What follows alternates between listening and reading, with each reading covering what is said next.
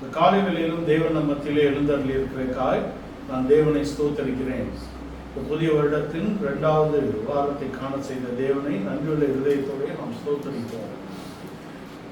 Asia தீர்க்கதரிசன புஸ்தகம் 43ஆம் அதிகாரம் 1ஆம் வசனத்தை வாசிக்க கேட்கலாம்.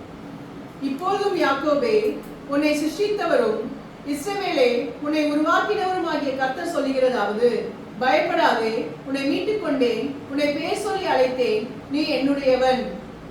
யாக்கோபே, இஸ்ரவேலே என்று 2 பதத்தை குறித்து நாம் தொடர்ச்சியாக தியானித்துக் கொண்டோம். யாக்கோபு என்பவன் தேவனால் சிருஷ்டிக்கப்பட்ட மனிதன் என்ற இடத்திலும், இஸ்ரவேல் என்பது அவன் உருவாக்கப்பட்ட பகுதி என்பதையும் நாம் தொடர்ச்சியாக பார்க்கிறோம்.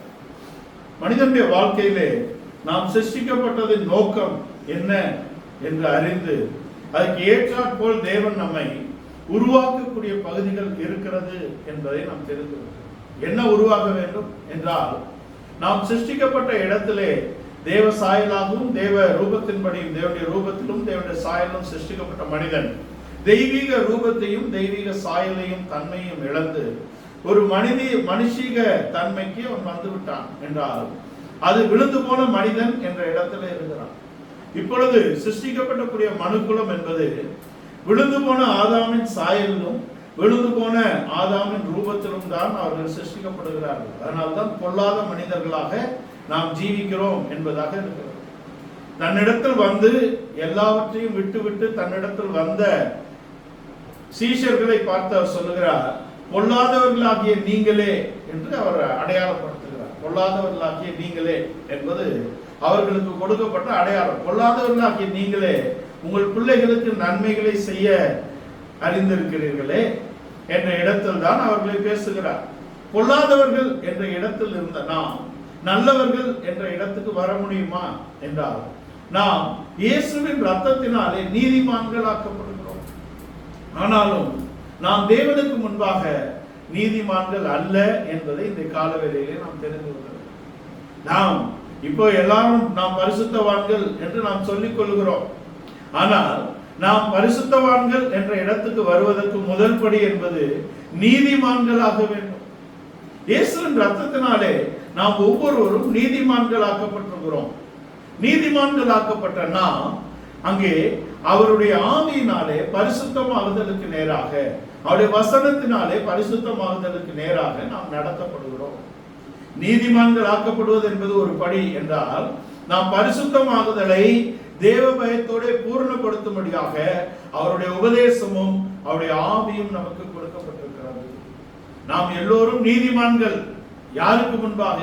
உலகத்துக்கு முன்பாகவும் சத்துருவுக்கு முன்பாகவும் நாம் நீதிமான்கள். ஆனால் நாம் தேவனுக்கு முன்பாக நாம் யார்? தேவனுக்கு முன்பாக நாம் பாவிகள் என்பதை நாம் தெரிந்து கொள்ளலாம். இன்றைக்கு நாம் பாவிகள் அல்ல, நாம் எல்லோரும் நீதிமான்கள் என்று சொல்லப்படுகிறது, சரிதான். ஆனால் நாம் யாருக்கு முன்பாக நீதிமான்கள், நாம் யாருக்கு முன்பாக பாவிகள் என்பதை நாம் தெரிந்து கொள்ளலாம். நாம் உலகத்துக்கு முன்பாகவும் மனுஷருக்கு முன்பாகவும் அங்கே சத்ருவாகிய பிசாசுக்கு முன்பாகவும் நாம் தேவனாலே நீதிமான்கள் ஆக்கப்பட்டிருக்கிறோம். ஆனால் நாம் தேவனுக்கு முன்பாக நீதிமான்கள் அல்ல என்பதை நாம் தெரிந்து. நாம் தேவனுக்கு முன்பாக நாம் யார்? நாம் பாவிகள். அதனாலதான் 2 பேர் ஜெபம் பண்ண வந்த காரியத்திலே இயேசு சொல்லும் பொழுது, ஒருவன் அங்கே தன்னுடைய நீதியை எடுத்துரைக்கக்கூடியவனாக இருக்கிறான். அவன் அங்கே யூத மார்க்கத்திலே சரியாக நடக்கக்கூடிய ஒரு நீதிமான். ஆனா அங்கே தேவனை ஏறெடுத்து பார்க்கவும் நான் தகுதியற்றவன் என்று சொல்லக்கூடிய ஒருவன் வந்திருக்கிறான். 2 பேரை சொல்லி அவர் சொல்லும் பொழுது என்ன சொல்லுகிறார்? அவனிடத்தில் அல்ல, இவனிடத்தில் என்று இங்கே என்று அட்ரஸ் பண்றார்னா, தேவன் இவன் பட்சத்தில் இருக்கிறார், இவன் அருகே இருக்கிறார், அவன் அருகே இல்லை என்பதாக. நம்முடைய நீதிகள் எல்லாம் தேவனுக்கு முன்பாக அழுக்கான கந்தைகளாக இருக்கிறது. நம்முடைய ஜீவியம், நம்முடைய ஜீவியத்தின் மேன்மையோ, நம்முடைய உபதேசத்தின் மேன்மையோ, நமக்கு கிடைத்த வெளிச்சத்தின் மேன்மையோ எல்லாம் சத்துருக்களுக்கு முன்பாகவும் மனிதர்களுக்கு முன்பாகவும் தான் மேன்மை பாராட்டப்பட வேண்டுமே தவிர, தேவனுக்கு முன்பாக அவைகள் எல்லாம் ஒன்றுமில்லை, நாம் பாவி என்ற இடத்தில் தான் அவரிடத்திலே வருகிறோம். அவருடைய ரத்தத்தினாலே நீதிமான்களாக்கப்பட்டாலும் கூட அவருக்கு முன்பாக இன்னும் நாம் பரிபூரணத்தை அடையாதவர்களாகவே நாம் இருக்கிறோம் என்பதை நாம் உணர்ந்தவர்களாக, நம்முடைய குறைபாடுகளை நாம் அறிந்தவர்களாக தான் நாம் வர வேண்டும். நம்முடைய முந்தைய வாழ்க்கையும் நம்முடைய இன்றைய சூழ்நிலையும் நாம் வரப்போகிற ஜீவியத்தையும் உணர்ந்தவர்களாக தான் நாம் தேவனிடத்தில் நிற்க வேண்டும் என்பதாக இருக்கிறது. இந்த யாக்கோபுடைய வாழ்க்கையில யாக்கோபே உன்னை சிருஷ்டித்தவரும் இஸ்ரவேலே உன்னை உருவாக்கினவரும் ஆகிய கர்த்தர் என்று அடையாளப்படுத்துகிறார். ஆபிரகாம், ஈசாக்கு, யாக்கோபு என்ற முற்பிதாக்கள் மிகவும் முக்கியமானவர்கள். வேதாகமத்திலே ஆபிரகாம், ஈசாக்கு, யாக்கோபை தள்ளி நாம் அவரை அறிந்து கொள்வது என்பது அது முடியாத காரியம். நீங்கள் இயேசுவை அறிய வேண்டும் என்றால் அவர் ஆபிரகாமின் குமாரனாக அவரை அறிய வேண்டும். நீங்கள் தேவனை அறியக்கூடிய இடத்திலே முற்பிதாக்களின் தேவனாக அவர் இருக்கிறார் என்பதை அறிய. ஆபிரகாம், ஈசாக்கு, யாக்கோபு எங்களுடைய வாழ்க்கையை வைத்துதான் ஒரு தேசம் அங்கே அடையாளப்படுத்தப்படுகிறது என்பதை நாம் தெரிந்து கொள்ள. ஆதாமிலே அவர் கொண்டு வர நினைத்தாலும் கூட அது நடக்கவில்லை என்ற இடத்திலே அவர் ஆபிரகாமின் சந்ததிக்கு தான் கை கொடுத்தார். அவர் ஆதாமின் சந்ததிக்கு கை கொடுத்தார் என்று எழுதவில்லை. அவர் தேவதூதர்களுக்கு கை கொடுக்கவில்லை. அவர் ஆபிரகாமின் சந்ததிக்கு தான் அவர் கை கொடுக்கிறார் என்பதை நாம் தெரிந்து. ஆபிரகாமின் சந்ததி என்ற இடத்தில் தான் நாம் கிறிஸ்துவோட சுதந்திரவாளிகளாக முடியும். ஆபிரகாமின் சந்ததி என்ற இடத்தில் தான் நாம் அவருடையவர்கள் என்று மாற்றப்பட முடியும் என்பதாக இருக்கிறது. இந்த ஆபிரகாமுக்கு ஒரு மேன்மை இருக்கிறது, இந்த ஈசாக்குக்கு ஒரு மேன்மை இருக்கிறது, இந்த யாக்கோபுக்கு ஒரு மேன்மை இருக்கிறது என்பதை நாம் தெரிந்துக்கிறோம். இந்த ஆபிரகாம் ஆகட்டும், இந்த ஆபிரகாமுக்கு ஆபிராமாக தான் அவர் வருகிறார். மெசபதோமியா தேசத்திலிருந்து அவர் அழைக்கப்பட்ட பொழுது ஆபிராம் என்ற இடத்தில் தான் வருகிறார். அங்கே சாராய் என்ற இடத்தில் தான் வருகிறார். நாம் அறிந்திருக்கிறபடி தேவன் தம்முடைய நாமத்தின் எழுத்துக்களை அவர்களுக்கு கொடுத்துதான் அவருடைய பெயரை அவர் பெருமைப்படுத்துகிறார். ஆதியாகமம் 12ஆம் அதிகாரத்தின் 2ஆம் 3ஆம் வசனத்தை நாம் வாசிக்க கேட்கிறோம். 2ஆம் வசனம் வாசி. ஆதியாகமம் 12ஆம் அதிகாரம் 2ஆம் வசனம். நான் உன்னை பெரிய ஜாதியாக்கி உன்னை ஆசீர்வதித்து உன் பெயரை பெருமைப்படுத்துவேன். நான் உன்னை பெரிய ஜாதியாக்கி உன்னை ஆசீர்வதித்து உன்னை பெருமைப்படுத்துவேன் என்று கொண்டு வருகிறார். நான் உன்னை ஆசீர்வதித்து உன் நாமத்தை பெருமைப்படுத்தி. அங்க திரும்ப வாசிங்க. நான் உன்னை பெரிய ஜாதியாக்கி நான் உன்னை பெரிய ஜாதியாக்கி உன்னை ஆசீர்வதித்து உன் பெயரை பெருமைப்படுத்துவேன். நீ ஆசீர்வாதமாய் இருப்பாய். நான் உன்னை பெரிய ஜாதியாக்கி உன்னை ஆசீர்வதித்து உன் பெயரை பெருமைப்படுத்துவேன். நீ ஆசீர்வாதமாய் இருப்பாய். I will make your name greater. I will bless you and you will be blessed. And you will be a blessing for nations. நீ ஜாதிகளுக்கு ஆசீர்வாதமாக இருப்பாய். உன் நிமித்தம் பூமியில் உள்ள ஜாதிகள் எல்லாம் ஆசீர்வதிக்கப்படும். உன் நாமத்தை பெருமைப்படுத்துவேன் என்றால் ஆபிரகாம் என்ற நாமத்தை அவர் பெருமைப்படுத்தவில்லை. ஆபிரகாம் என்று அவனை மாற்றி ஹே யோத் ஹே வாவ் ஹே என்ற தன்னுடைய நாமத்தில் இருக்கக்கூடிய 2 ஹே. ஹே என்பது ஜீவனை குறிக்கிறது, ஹே என்பது சுவாசத்தை குறிக்கிறது, ஹே என்பது அவருடைய நாமம். அதை யூதர்கள் உச்சரிப்பது இல்லை. யோத் ஹே வாவ் ஹே என்று போட்டால் யாவே என்று அவர்கள் படிக்க வேண்டும். ஆனால் அவர்கள் அடோனாய் என்று தான் உச்சரிப்பார்கள். அவருடைய நாமம் சொல்லுவதற்கும் அஞ்சக்கூடிய இடத்தில் இருக்கக்கூடிய தன்னுடைய நாமத்தின் சொல்லை எழுத்தை கொண்டு வந்து ஆபிராமிலே சேர்த்து ஆபிரகாமாக மாற்றுகிறார். ஆபிரகாமுக்குள் இப்பொழுது புதிதான ஒரு ஜீவன் உண்டாயிருக்கிறது. புதிதான ஒரு நாமம் அவன் தருவிக்கப்படுகிறான். இப்பொழுது அவன் ஒரு புதிய மனிதனாக மாற்றப்படுகிறான் என்பதாக இருக்கிறது.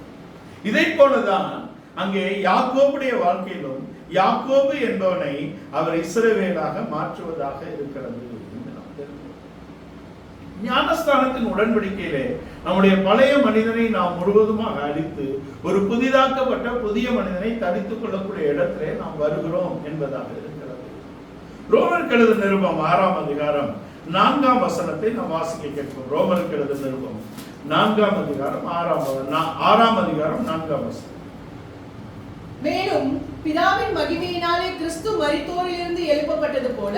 மேலும் பிதாவின் மகிமையினாலே கிறிஸ்து, எதனாலே கிறிஸ்து எழுப்பப்பட்டிருக்கிறார்? பிதாவின் மகிமையினாலே கிறிஸ்து மரித்தோரிலிருந்து எழுப்பப்பட்டது போல நாமும் புதிதான ஜீவன் உள்ளவர்களாய் நடந்து கொள்ளும்படிக்கு அவருடைய மரணத்துக்குள்ளாக்கும் ஞானஸ்தானத்தினாலே கிறிஸ்துவுடனே கூட அடக்கம் பண்ணப்பட்டோம். கிறிஸ்துவுடனே நாம் அடக்கம் பண்ணப்படுகிறோம். புதிதான ஜீவன் உள்ளவர்களாய் நாம் நடக்கும். ஆபிரகாம் என்பவன் அங்கிருந்து அழைக்கப்பட்ட இடத்திலே, ஆபிரகாம் ஆகிய பிதா அங்கிருந்து அழைக்கப்பட்ட இடத்திலே, அவர்கள் எபிரேயர்கள் என்றால் அவர்கள் கடந்து வந்தவர்கள். ஒரு ஆற்றை கடந்து, ஒரு நதி படகை கடந்துதான், ஒரு தண்ணீர் படகை கடந்துதான் அவர் வருகிறார். அது ஞானஸ்தானத்தின் அடையாளமாக இருக்கிறது. யாக்கோபு இஸ்ரவேலாக மாற்றப்படக்கூடிய இடத்திலும் பார்த்தால் அங்கே அவன் யாக்கோபு நதியை கடந்துதான் அவன் இஸ்ரவேலாக மாற்றப்படுகிறான். எகிப்திலிருந்து விடுதலையாக்கப்பட்ட இஸ்ரவேலர்களும் செங்கடலை கடந்துதான் அவர்கள் இஸ்ரவேல் என்ற தேசம் அங்கே உருவாக்கும்படியாக அவர்கள் வருகிறார்கள் என்பதை நாம் தெரிந்து, நம்முடைய வாழ்க்கையிலும் ஞானஸ்தானத்தின் உடன்படிக்கைக்கு நாம் உட்பட்டு நாம் புதிதாக்கப்பட்ட ஒரு புதிய மனிதனை தரித்துக் கொள்ளக்கூடிய இடத்திலே புதிதான ஜீவன் உள்ளவர்களாக நாம் நடந்து கொள்ள வேண்டும் என்று சொல்லப்பட்டது. நாம் புதிதான ஜீவன் உள்ளவர்களாக நடந்து கொள்ளும்படியாக அழைக்கப்பட்டிருக்கிறோம் என்ற இடத்தில் தான் நம்முடைய அழைப்பு இருக்கிறது. எதற்காக சொல்கிறேன் என்றால், தேவனுடைய ரூபத்திலும் சாயலும் சிருஷ்டிக்கப்பட்ட மனிதன் தெய்வீக ரூபத்தையும் தெய்வீக சாயலும் இழந்த இடத்திலே அதை மீட்டு கொடுக்கும்படியாக தேவன் விரும்புகிறார் என்பதை நாம் தெரிந்து, இந்த ஆபிரகாமுடைய வாழ்க்கையிலே அவன் ஆபிரகாமாக மாறினதுதான் சரியான மாற்றம் என்பதாக இருக்கிறது என்பதை நாம் தெரிந்து, அந்த சரியான மாற்றத்துக்கு தான் நாம் ஒப்பு கொடுக்க வேண்டியது அவசியம் என்பதை நாம் தெரிந்து.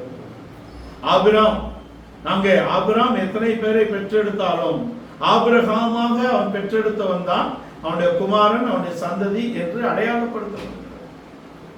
நம்ம ரெண்டு பேருக்கும் இருக்கக்கூடிய ஒற்றுமையை நாம் பார்த்தால் அங்கே ஈசாக்குக்கும் இஸ்மவேலுக்கும் என்ன ஒற்றுமை இருக்கிறது அப்படின்னா, ஈசாக்குக்கும் இஸ்மவேலுக்கும் ஒரே தகப்பன் தான், தாய் தான் வேற வேற. ஆனால் இந்த ஒரே தகப்பன் இஸ்மவேலை பெற்கும் போது ஆபிரகாம், ஆனால் அங்கே ஈசாக்கை பெறும் பொழுது அவன் ஆபிரகாமாக இருக்கிறார் என்று ஆபிரகாம். இந்த ஆபிரகாம் என்பது அவனுடைய மாம்சீக பக்கத்தையும் அவனுடைய உலக பிரகாரமான ஆசீர்வாதங்களையும் அவனுடைய தன்மையையும் காண்பிக்கிறது. ஆனால் ஆபிரகாம் என்ற இடத்திலே தெய்வீக தன்மைகள் அவனோட கூட சேர்க்கப்படுகிறது என்பதை நாம் தெரிந்து, நீ ஆபிரகாம் எனப்படாமல் ஆபிரகாம் என்று அழைக்கப்படுவாய், உன் மனைவி சாராய் இனி சாரா என்று அழைக்கப்படுவார் என்று அறியப்படப்படுகிறது. அதுக்கு பின்பாக தான் அவர்கள் ஈசாக்கை பெற்றெடுத்தார்கள்.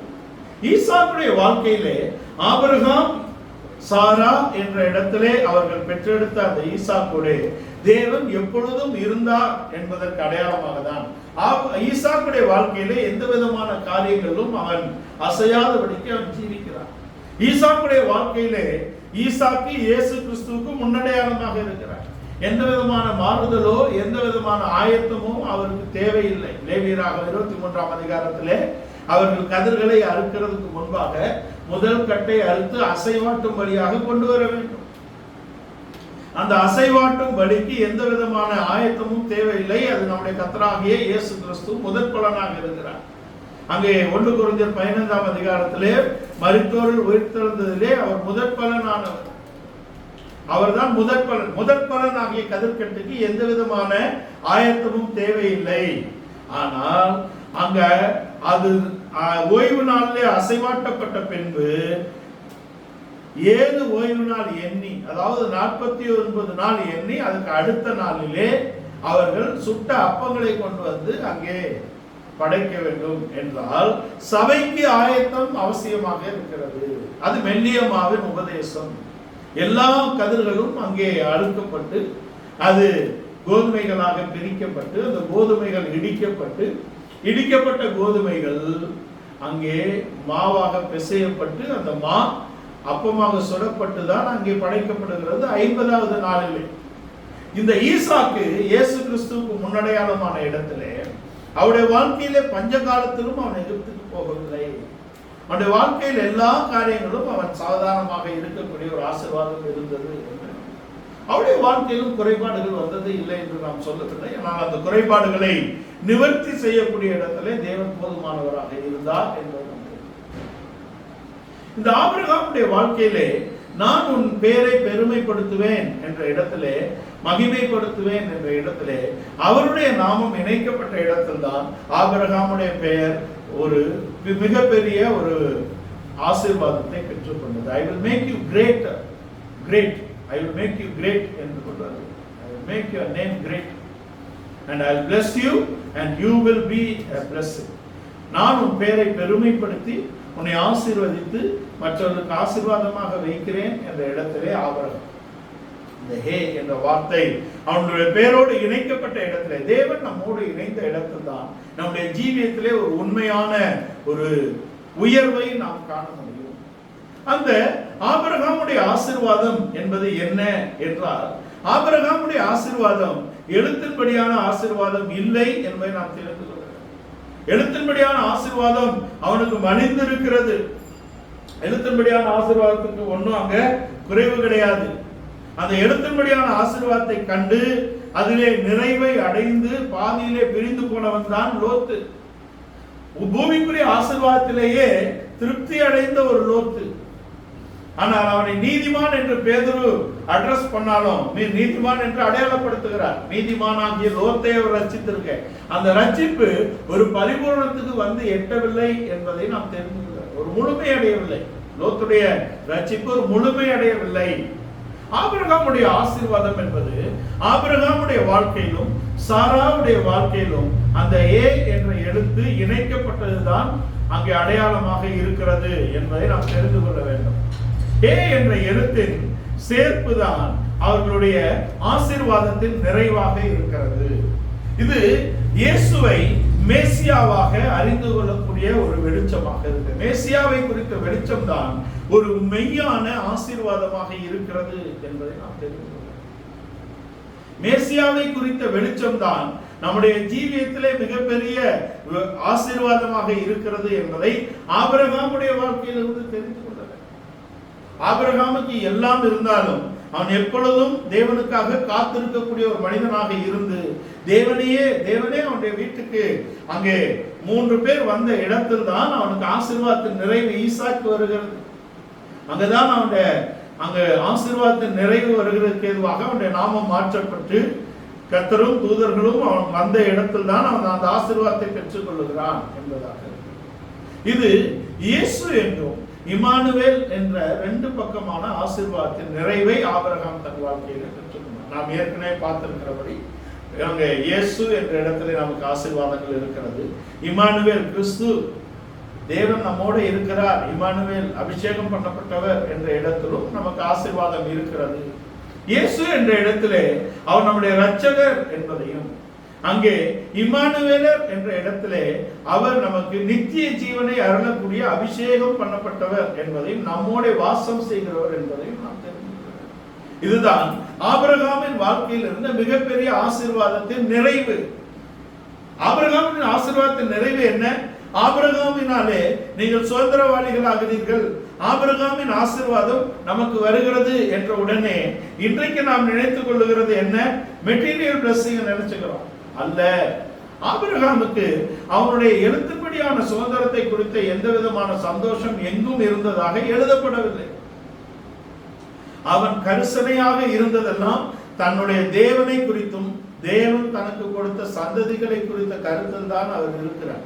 அதனாலதான் அவர் வழி விலகின இடத்திலும் கூட மாம்சீகமாக அவர் முடிவுகளை எடுத்த இடத்திலும் கூட 17ஆம் அதிகாரத்தில் மீண்டும் தேவன் வந்து எனக்கு முன்பாக நடந்து கொண்டு உத்தமனாய் இரு என்று சொல்லி அதுக்கு பின்பாக தான் ஈசாக்கு என்ற வாக்குத்தத்தத்தை அவர் பெற்றெடுக்கக்கூடிய இடத்திலே இருக்கிறது. அதை தான் கலாத்திய நிருபக்காரர் அந்த சந்ததி கிறிஸ்துவே என்று கொண்டு வருகிறார். ஆக ஆபிரகாமுடைய ஆசீர்வாதம் என்பது என்ன? ஆபிரகாமின் ஆசீர்வாதம் என்பது இயேசு கிறிஸ்துவின் வெளிச்சமாக இருக்கிறது என்பதை நாம் தெரிந்து.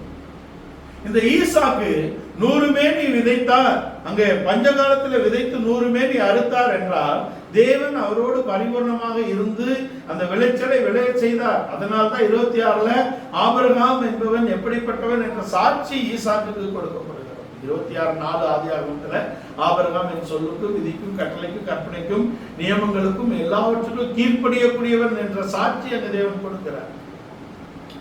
இந்த ஆசீர்வாதத்தின் நிறைவுதான் ஈசாக்கின் வாழ்க்கையிலே ஒரு நிறைவை கொண்டு வருகிறதாக இருக்கிறது என்பதை நாம் தெரிந்து கொள்கிறோம். அதுக்கு பின்பாக யாக்கோபுடைய வாழ்க்கையை பார்த்தால், யாக்கோபுடைய வாழ்க்கையிலே அங்க யாக்கோபு என்பது அவனுடைய எழுத்தின் பக்கம், அவனுடைய எழுத்தின்படியான ஆசீர்வாதங்களின் பக்கமாக இருக்கிறது. ஆனால் இஸ்ரவேல் என்ற இடத்தில் தான் நாம் மாற்றப்படுகிறான் என்பதை நாம் தொடர்ச்சியாக பார்க்கிறோம். யாக்கோபு என்பவன் கூடாரவாசியாக குணசாலியாக இருந்து வளர்ந்தாலும் கூட ஒரு சந்தர்ப்பத்திலே தன் தகப்பனை ஏமாற்றி அந்த ஆசீர்வாதத்தை வாங்கக்கூடிய சூழ்நிலை அவனுக்கு உருவாகிறது. அவன் ரெபெக்காளின் சொல்படி அந்த ஆசீர்வாதத்தை பெற்றான். ஈசாக்கு அவனை ஆசீர்வதித்தேன், அவன் ஆசீர்வாதமாகவே இருப்பான் என்று சொல்லிவிட்டார். ஆனால் யாக்கோபுடைய மேன்மையான பக்கம் என்று அவன் எதை சொல்லுகிறான் அப்படின்னு பார்த்தா, அவன் போகிற வழியிலே அவன் தேவ தூதர்கள் ஏறுகிறதை இறங்குறதை அந்த ஸ்தலத்திலே கண்டு அந்த ஸ்தலத்தை அவன் பெத்தேல் என்று பெயரிட்டு அவன் போய் திரும்பி வரக்கூடிய பகுதி இருக்கிறது. லாபானின் வீட்டுக்கு அனுப்பப்படுகிறான். இங்கே ஆபிரகாமினாலே பூமி ஆசீர்வதிக்கப்பட்டிருக்கிறது என்று எல்லோரும் அறிந்திருக்கிறார்கள். அதனாலதான் அவனை ஆபிரகாமோடு வந்து உன்னாலே நாங்கள் ஆசீர்வதிக்கப்பட்டிருக்கிறோம் என்று சொல்லுகிறார். ஆபிரகாமுக்கே அங்க பிள்ளை இல்லை, ஆனால் அவன் ஜெபித்துதான் அங்கே பிள்ளை உண்டாகிறது. அங்கே சாராவை எடுத்துக்கொண்டு போன இடத்திலே அங்கே பிள்ளை உண்டாகிறது. அதே போல காரியங்கள் நடந்தாலும் போல இங்கே யாக்கோபுடைய வாழ்க்கையிலே யாக்கோபு தான் ஒரு ஆசீர்வாதத்தின் ஊற்றாக இருக்கிறார். அதை நாம் அறிந்து கொள்ள வேண்டும். அங்கே ஈசாக்கோடு அபிமெலேக்கு எப்படி வந்து உடன்படிக்கை பண்ணுகிறாரோ அதே போல இங்கேயும் உடன்படிக்கைகள் நடக்கிறது. ஏனென்றால் அங்கே யாக்கோபின் எழுத்துப்படியான ஆசீர்வாதங்கள் என்ற இடத்தில் இருந்தாலும் கூட அவைகளும் தேவனாலே அருளப்பட்டதாகவே இருக்கிறது. ஆனால் அதை குறித்து அவன் ஒன்றும் மேன்மை பாராட்டவில்லை. அவன் தேவனுடைய வீடு என்ற இடத்துல பெத்தேலை பெயரிட்டு அவன் லாபான் வீட்டுக்கு போய் திரும்பி வரக்கூடிய இடத்தில் கூட அது பெத்தேல் என்ற இடம் ஏல் பெத்தேலாக மாறுகிறது. தேவன் வீடு, அதுக்கு தேவனே தலை என்ற இடத்துல ஏல் பெத்தேல் என்று மாற்றப்படுகிறது. ஆனால் அவனுடைய ஆசீர்வாதத்தின் நிறைவு என்பது அவன் தன்னை வெறுமையாக்கி இஸ்ரவேலாக மாற்றின இடத்தில் தான் இருக்கிறது என்பதை நாம் தெரிந்து கொள்ளலாம். இந்த யாக்கோபு திரும்பி வரக்கூடிய இடத்திலே கோலும் கையுமாய் போனவன் ஒரு பெரிய பரிவாரத்தோடு வருகிறான் என்ற இடத்திலே ஆசீர்வாதம் அவனுக்கு நிறைந்திருக்கிறது. ஆனால் அவனுடைய சகோதரன் 400 பேரோடு எதிர்கொண்டு வருகிறான் என்ற உடனே பயம் அவனை பற்றி கொண்டது. ஆனால் இந்த சோதனை சூழ்ந்த இடத்திலே அவன் தன்னை வெறுமையாக்கி, யாக்கோபு என்பது வெறுமை, தன்னை வெறுமையாக்கி ஆற்றை கடந்து அவன் தேவனோடு போராடி ஜெயம் பெற்றான் என்பது அவன் சுயத்தோடு போராடி ஜெயம் பெற்றிருக்கிறான். அங்கே யாக்கோபு என்ற பகுதியை முற்றிலும் அழித்து இஸ்ரவேல் என்ற ஒரு மாறுதலுக்கு தன்னை ஒப்பு கொடுத்த இடத்தில் தான் அவனுடைய பெயர் இஸ்ரவேலாக மாற்றப்பட்டது. அந்த பகுதியை 32ஆம் அதிகாரத்தில் 30ஆம் வசனம் நினைக்கிறேன். 32:30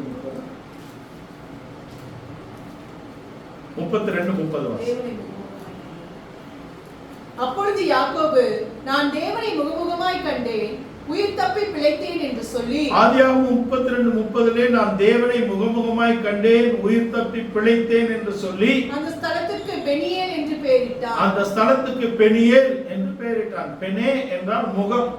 அவரை முகமுகமாய் தரிசித்தேன். அதுதான் ஆசீர்வாதம். இதுதான் யாக்கோபின் மெய்யான ஆசீர்வாதம். கூட்டம் கூட்டமா ஜனங்களையும் ஆடு மாடுகளையும் வேலைக்காரரையும் வேலைக்காரிகளையும் கொண்டு வந்தான். 11 பிள்ளைகளை பெற்றெடுத்திருக்கிறான். இது அல்ல மேன்மை. அவனுடைய மேன்மையான பக்கம் என்பது என்ன? அவனுடைய ஆசீர்வாதத்தின் பக்கம் என்பது என்ன என்றால், நான் தேவனை முகமுகமாக கண்டேன். பெனியேல், பெனே என்றால் முகம், ஏல் என்றால் தேவன். தேவனுடைய முகத்தை அவன் கண்ட இடத்திலே தான் அவனுக்கு மெய்யான ஆசீர்வாதம் என்ற இடத்தில் தான் அந்த அடையாளம். தேவனுடைய இடத்திலே தேவனுடைய முகத்தை அவன் கண்ட இடத்தில் தான் அவன் யாக்கோபு என்ற அந்த அனுபவத்திலிருந்து இஸ்ரவேல் என்ற இடத்துக்கு மாற்றப்படுகிறான். இவன் மாற்றப்பட்ட உடனே என்ன நடக்குது அப்படின்னா, இவன் மாற்றப்பட்ட உடனே அவனுடைய சகோதரனுடைய இருதயமும் அங்கே மாற்றப்படுகிறது என்பதை நாம் தெரிந்து. இப்ப ஏசாவை பார்க்கும்போது என்ன சொல்றாரு? உடைய முகத்தை கண்டது தேவனுடைய முகத்தை கண்டது போல இருக்கிறது. அடுத்த அதிகாரத்துல 10ஆம் வசனம் 33:10. அதற்கு யாக்கோபு, அப்படியல்ல, உம்முடைய கண்களில் எனக்கு தயவு கிடைத்ததே, ஆனால் என் வெகுமதியை உம்முடைய கண்களில் எனக்கு தயவு கிடைத்ததானால் என்னுடைய வெகுமதியை நீர் ஏற்றுக்கொள்ள வேண்டும் என்று சொல்லி, நீர் என்மேல் பிரியமானீர், நான் உம்முடைய முகத்தை கண்டது தேவனுடைய முகத்தை கண்டது போல, நான் உம்முடைய முகத்தை கண்டது தேவனுடைய முகத்தை கண்டது போல இருக்கிறது என்பதுதான் மாற்றம். இதுதான் மெய்யான மாற்றம் யாக்கோபுக்குள்ளே. இந்த மாற்றம் எப்படி நேரிட்டது என்றால், இந்த மாற்றம் இவன் யாப்போக்கை கடந்து போய் இவருடைய ஜெபம் என்ன, அண்ணன் 400 பேரோட வராரு, அவருடைய இருதயத்தை மாற்றுங்க அப்படிங்கிற ஜெபம் ஏறெடுக்கலான்னு போன ஆளு அங்கே தன் சுயத்தோடு போராடி தேவன் இவனுடைய இருதயத்திலே இவனுடைய தன்மையிலே மாற்றத்தை கொண்டு வந்திருக்கிறார். இப்பொழுது அவன் மாறி. இன்றைக்கும் நம்மில் அநேகர் நாம் அவன் ரட்சிக்கப்பட வேண்டும், இவர்கள் ரட்சிக்கப்பட வேண்டும் என்ற இடத்துல ஜெபிக்கும் பொழுது அவர்களுக்குள்ளே ஒரு மாறுதல் வரும்படியாக நாம் ஜெபிக்கிறோம் என்பது சரியான ஜெபமாக இருக்க முடியாது. ஜெபம் எப்படி இருக்கணும்? அவர்கள் ரட்சிக்கப்படும்படியாக நம்மில் மாறுதல் உண்டாக வேண்டும். இங்கே யாக்கோபிலே ஒரு மாறுதல் உண்டானதுதான் அங்கே தேவன் அங்க ஏசாவிலே ஒரு மாறுதலை கொண்டு வந்தது. முதல் மாறுதல் எங்க வேண்டும்? இயேசு உலகம் முழுவதுக்கும் ஜெபிக்கல, தனக்கு கொடுக்கப்பட்டவர்களை காத்து கொண்டேன் என்றுதான் ஜெபிக்கிறார். தனக்கு கொடுக்கப்பட்டவர்கள் தன் தன்மையை அவர்கள் அடைந்து கொள்ள வேண்டும் என்றுதான் ஜெபிக்கிறார். தன்னில் உள்ள தன்மை அவர்களுக்குள் வர வேண்டும் என்பதுதான். நாம் ஒன்றாய் இருக்கிறது போல அவர்கள் ஒன்றாய் இருக்க வேண்டும். நான் உலகத்துக்காக ஜெபிக்கவில்லை, நீர் எனக்கு தந்தவர்களுக்காக ஜெபிக்கிறேன். இன்னைக்கு உலகத்துக்கே ஜெபிக்கிறோம். 17:10 யோவான் 17:10 வாசிங்க.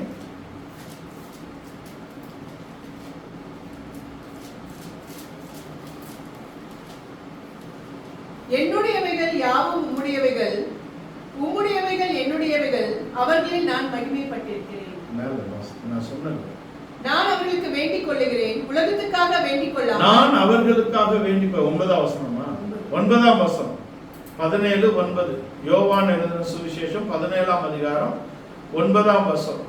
நான் அவர்களுக்காக வேண்டிக் கொள்ளுகிறேன். எத்தனை பேருக்கு வேண்டாருன்னு 8ல சொல்றாரு. 8ல இருந்து வாசிங்க. நீர் எனக்கு கொடுத்த வார்த்தைகளை நான் அவர்களுக்கு கொடுத்தேன், அவர்கள் அவைகளை ஏற்றுக்கொண்டு. எப்போ நீர் எனக்கு கொடுத்த வார்த்தைகளை அவர்களுக்கு கொடுத்தேன், அவர்கள் அதை ஏற்றுக்கொண்டு.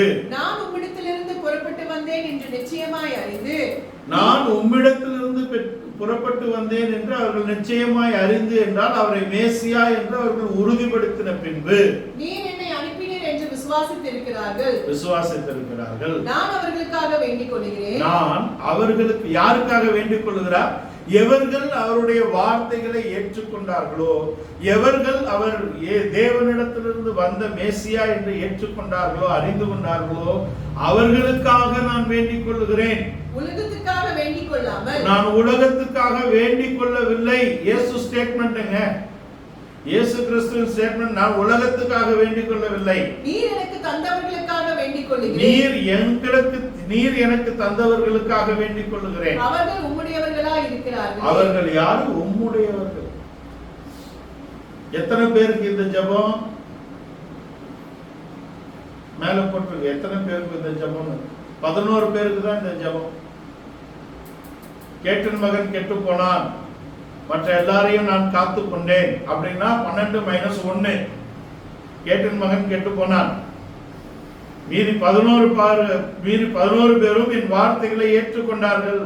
நான் தேவனிடத்திலிருந்து வந்திருக்கிறேன் என்று ஏற்றுக்கொண்டார்கள். நான் மேசியா என்று அறிந்து கொண்டார்கள். இவர்கள் என்னுடையவர்கள், இவர்கள் நீர் தந்தவர்கள், இவர்களுக்காக நான் வேண்டுதல் செய்கிறேன். அப்படின்னா என்ன? இந்த மாறுதல் நமக்கு எப்படி வரும் என்பதுதான். ஆபிரகாம் யாக்கோபு என்பவருடைய வாழ்க்கையில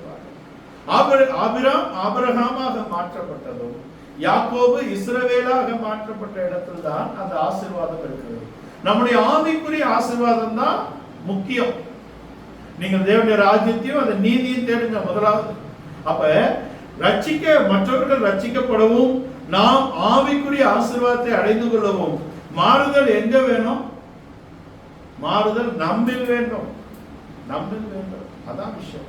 இந்த யாக்கோபு தன்னில் ஒரு மாறுதலை கொண்டு வந்தால்தான் ஏசா அவனை பார்க்கக்கூடிய இடத்துல பிரச்சனை வராது, சண்டை வராது, வாக்குவாதம் வராது, தேவையில்லாத பேச்சுக்கள் எழும்பாது. அப்படின்னா எங்க மாறுதல் வரணும்? யாக்கோபிலே மாறுதல் வரணும். ஏசாவை மாற்றும் என்று ஜெபிக்கிறார். இந்த கருத்தை நாம் அறிந்து கொள்ள வேண்டும். அவர்களை மாற்றும் என்று ஜெபித்தால் அந்த ஜெபத்துடைய அர்த்தம் எப்படி இருக்கு அப்படின்னா, I am righteous and I am right. Make changes on them. நான் சரியாகவும் நீதியாகவும் இருக்கிறேன், அவர்களில் நீர் மாறுதலை கொண்டு வரும் என்பதுதான் அந்த ஜெபத்தின் அர்த்தம்.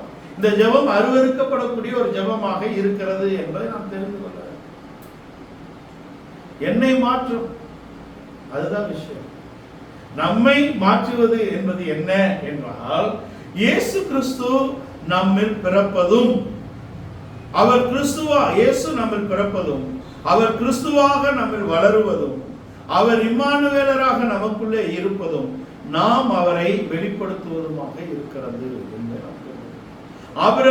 ஆபிராம் வந்து ஆபிரகாமாக மாற்றப்பட்ட பின்பு அவன் போகும் இடமெல்லாம் அவன் நிமித்தம் எல்லோரும் ஆசீர்வதிக்கப்பட்டார்கள் என்பது அவன் தெய்வீக தன்மையை வெளிப்படுத்தினான் என்பதாக இருக்கிறது.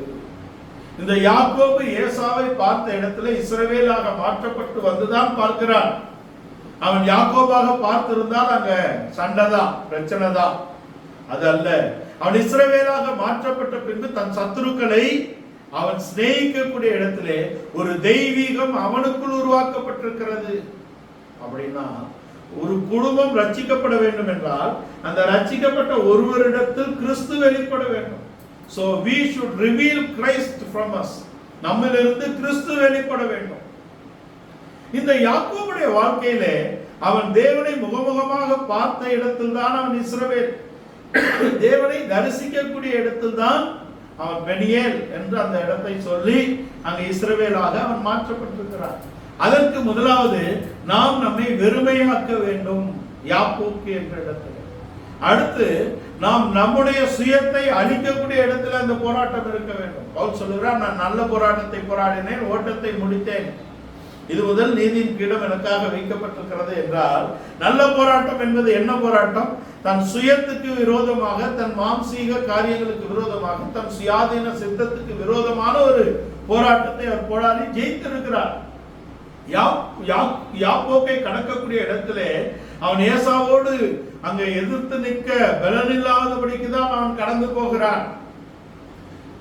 ஏசாவை எதிர்க்க பலனில்லாதவன் தேவனோடு எப்படி எதிர்த்து போராடி ஜெயிக்க முடியும்? அப்படின்னா தேவனுடைய பட்சத்தில் தன்னை இணைத்துக் கொண்டு தன் சுயத்துக்கு எதிராக, தன் மாம்சத்துக்கு எதிராக, தன் சுயாதீன சித்தங்களுக்கு எதிராக அவன் போராடி ஜெயிக்கிறான். அதுக்கு முன்னாடி அவருக்கு மாம்சீகமான ஸ்ட்ராட்டஜி எல்லாம் இருந்தது. வேலைக்காரிகளை முன்ன நிறுத்துங்க, அடுத்து லேயால நிறுத்துங்க, அவங்க பிள்ளைங்களை நிறுத்துங்க, கடைசியா ராகேலு, அங்க யோசேப். இது இவர்களுடைய மாம்சீகமான பலகீனத்தின் பக்கம் என்பதை தெரிந்து கொள்ளுங்கள். ஆபிரகாமுக்கு பலகீனத்தின் பக்கம் இஸ்மவேல், ஈசாக்குக்கு ஒரு பலகீனம் ஏசா, யாக்கோபுக்கு ஒரு பலகீனம் யாரு? ராகேல். ராகேல் மரித்த பின்பு யோசேப்பை வச்சிருக்கார் கூட. யோசேப்பு போன பின்பு அங்க பெஞ்சமினை பிடிச்சுக்கிட்டார்.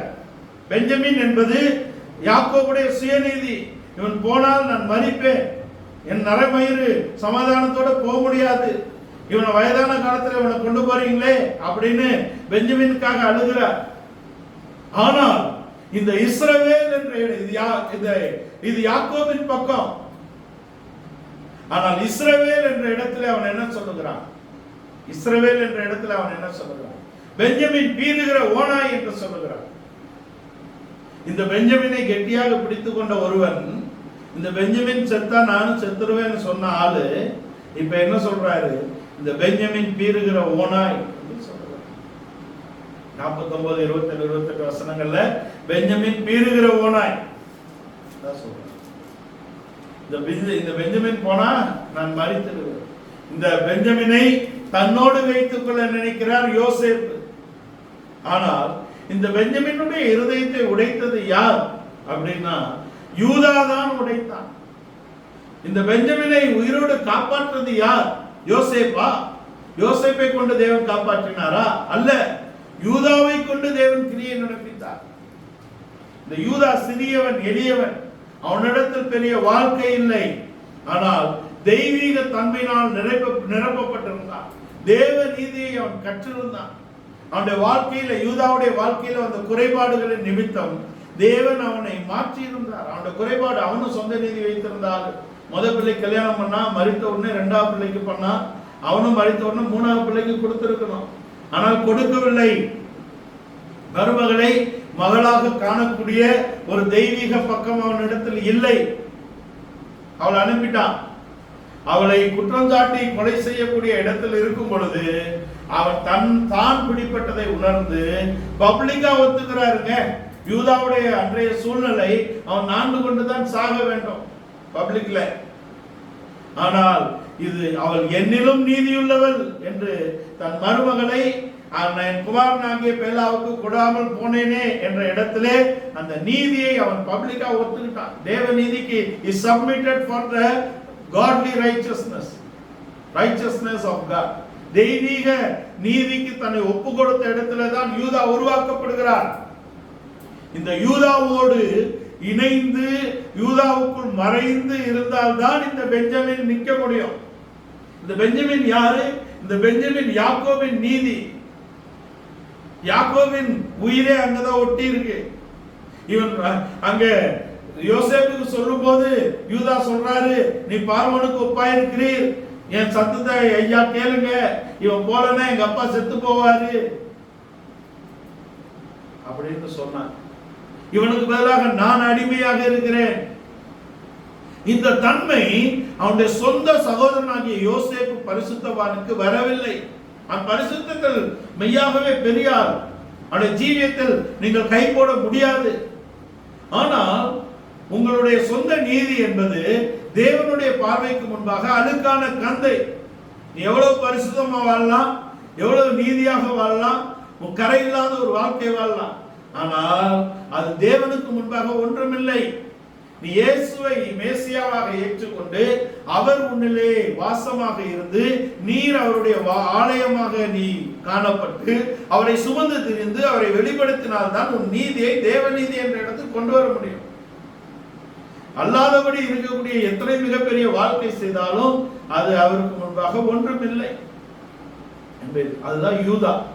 யூதா தெய்வீகத்தை வெளிப்படுத்திதான் யோசேப்பின் கடினமான இருதயத்தை உடைக்கக்கூடிய இடத்துல இருந்தார். இப்ப 47:9 நினைக்கிறேன். யாக்கோபை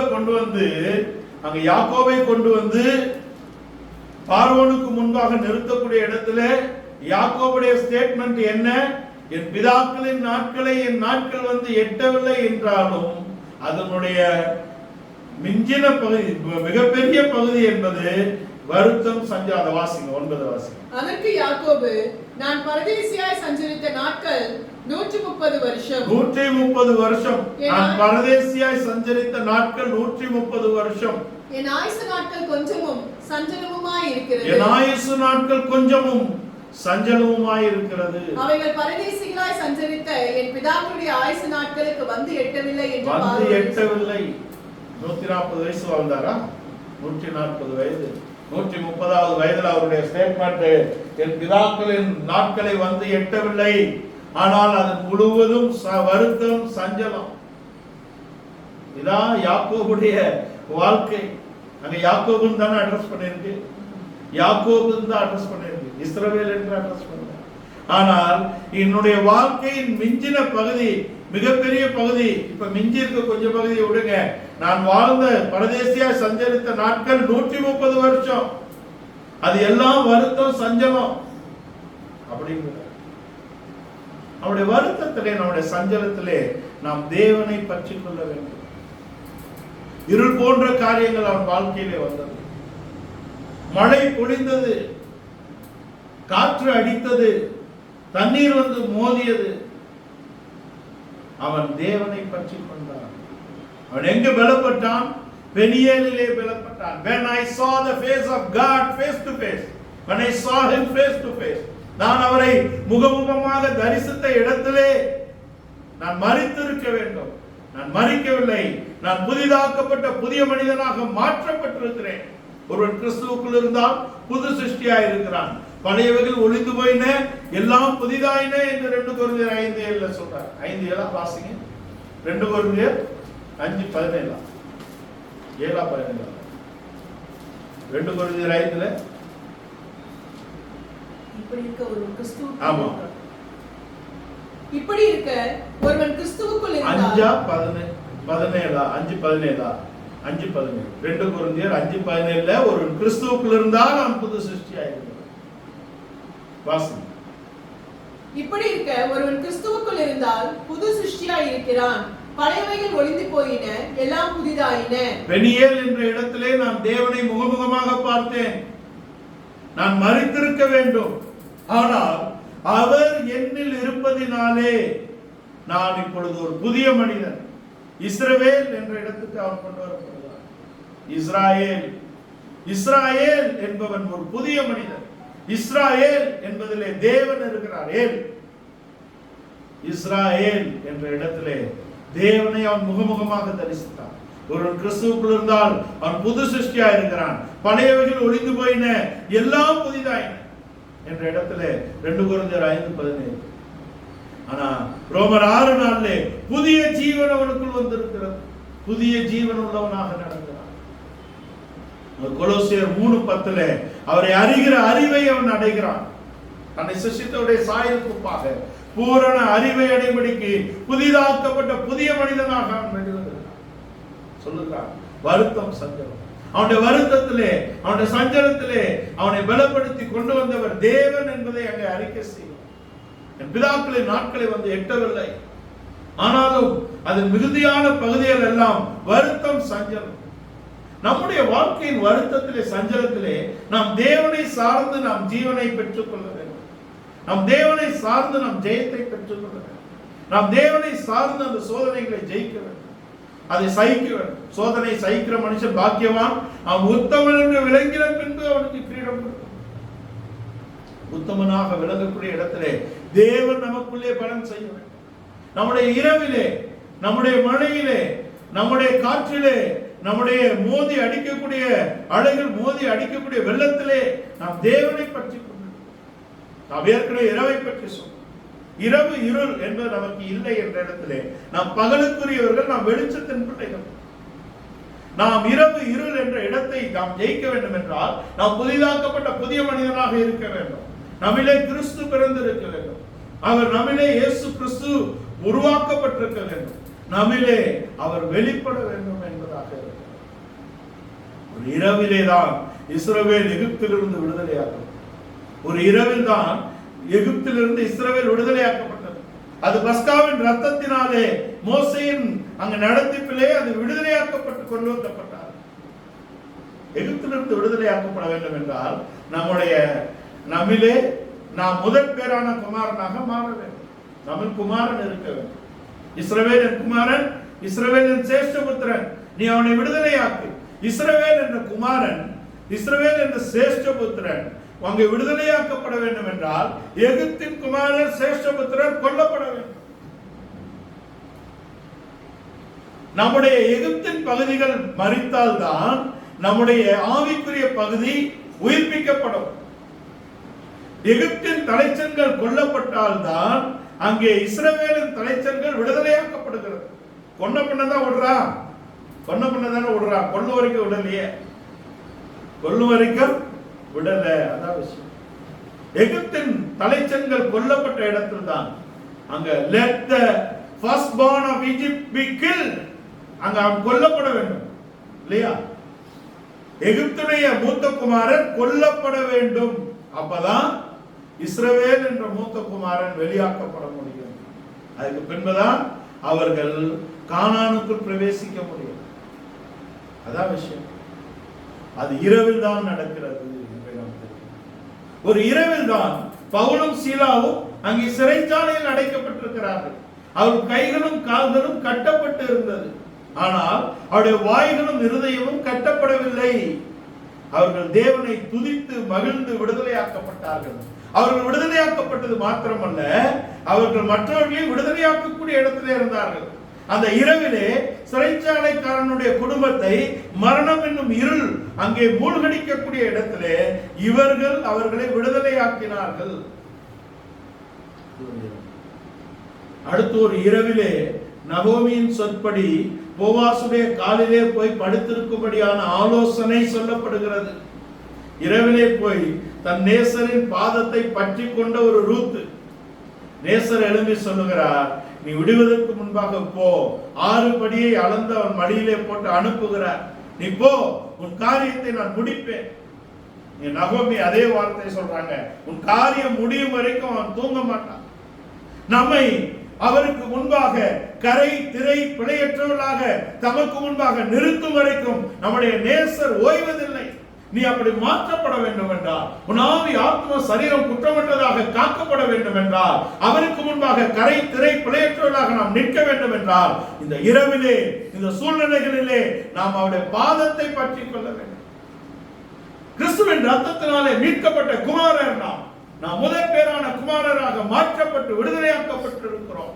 எகிப்திலிருந்து நம்முடைய சிறைபிடிக்கப்பட்ட கட்டப்பட்ட நிலவரத்திலே நாம் அவரை துதித்து பாடி விடுதலை அடைந்து கொள்ள வேண்டும். நாம் விடுதலை அடைந்து கொண்டால் தான் மற்றவர்களை விடுவிக்கக்கூடிய குமாரராக முதற் பேரானவர்களாக நாம் மாற முடியும். நம்முடைய இரவிலே, நம்முடைய பிரச்சனைகளிலே, நம்முடைய சூழ்நிலைகளிலே, சோதனைகளிலே நம்முடைய நேசரின் பாதத்தை நாம் பற்றி கொண்டால் தான் நம்முடைய காரியத்தை அவர் நிறைவேற்றி முடிப்பார்.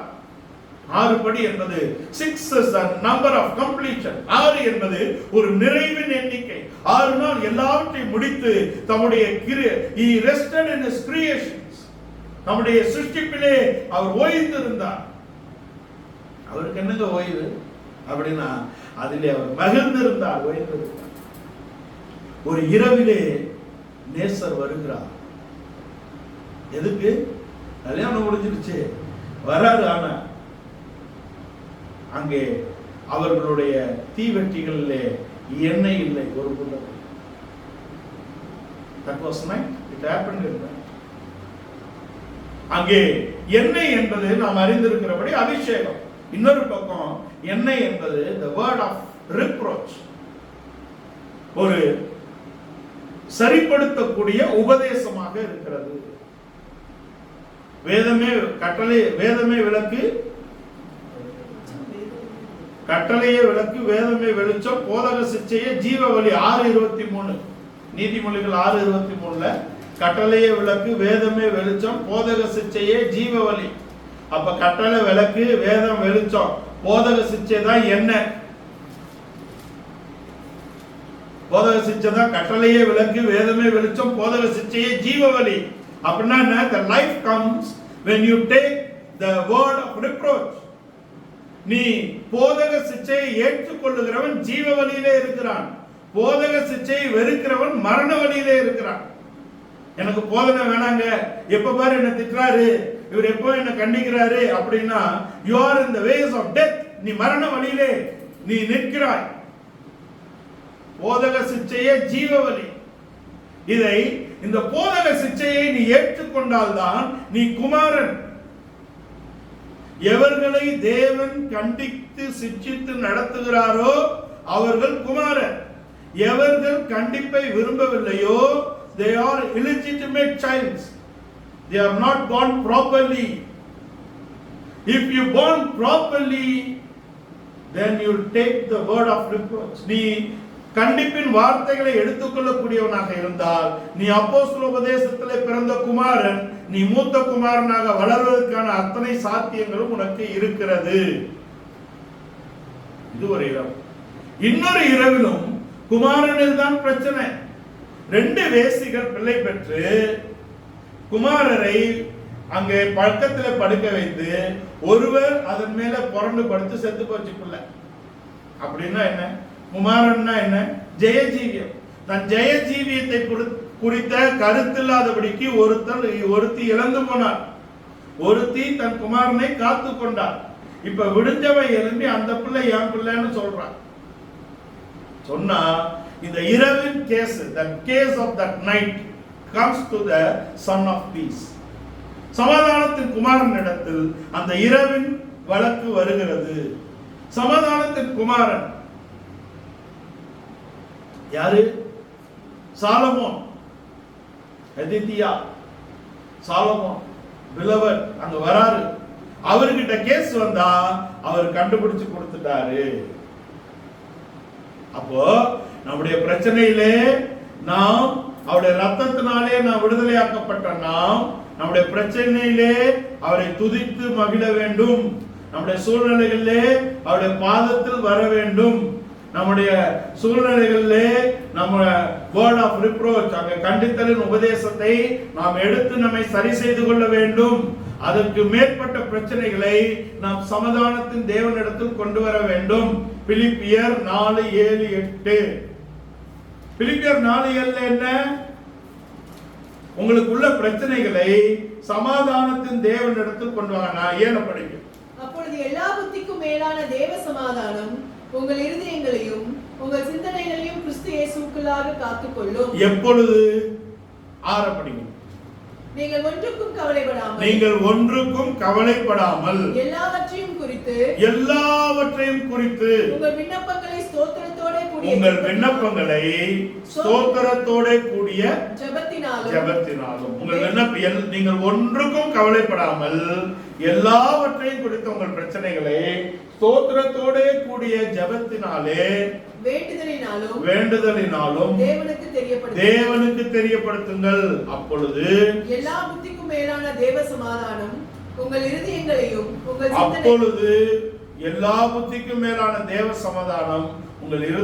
உங்கள் சிந்தனைகளையும் கிறிஸ்து இயேசுவுக்குள்ளாக பாதுகாத்துக் கொள்ளும் அப்படின்னு சொல்லி பின்ன ஒரு பட்டியல் வைக்கிறார். உண்மை உள்ளவைகள் எவைகளோ, ஒழுக்கம் உள்ளவைகள் எவைகளோ, நீதி உள்ளவைகள் எவைகளோ, கற்புள்ளவைகள் எவைகளோ, அன்புள்ளவைகள் எவைகளோ, புண்ணியம் எதுவோ, புகழ் எதுவோ, அவை நற்கீர்த்தி உள்ளவைகள் எவைகளோ, அவைகளே 8 காரியம் சொல்ற. அவைகளையே சிந்தித்துக் கொண்டிருங்கள். எப்ப இதை சிந்திக்க முடியும்? when you take the word of reproach, நீ கண்டித்தலின் உபதேசத்தை எடுத்து நீ குமாரனாக இருந்து உன்னை சரிபடுத்திக் கொண்டால்தான் எல்லா புத்திக்கும் மேலான தேவ சமாதானம் உன்னை ஆளுகை செய்ய முடியும். அப்பதான் உண்மை உள்ளவைகள், ஒழுக்கம் உள்ளவைகள், நீதி உள்ளவைகள், கற்புள்ளவைகள், அன்புள்ளவைகள், நற்கீர்த்தி உள்ளவைகள், புண்ணியம், புகழ் இவைகளையே சிந்தித்துக் கொண்டிருக்க முடியும். அப்பதான் உன் சிந்தனையை அவர் ஆளுகை செய்ய முடியும். இப்போ இந்த இருளை நீ கடந்து விட்டாய். இப்ப என்ன வரும்? ஒரு மழை பொழிகிறது. மழை என்பது என்ன? உபாகமம் 11:11 உபாகமம் 32:2 அது உபதேசம். என் வசனம் பனியை போல பெய்யும், பனியை போல பொழியும். என் வசனம் புல்லின் மேல் பனியை போல பொழியும். அப்படின்னா ரிட்டன் வேர்ட்.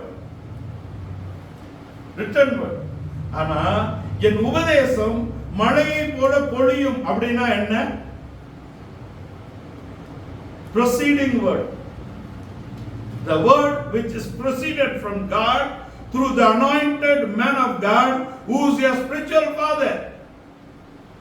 உபதேசம், அவருடைய வசனமும் அவருடைய உபதேசமும் பொழிந்து உனக்குள்ளே ஆசீர்வாதத்தை கொண்டு வரும். The one who takes the word of God and the doctrine of your father will prosper.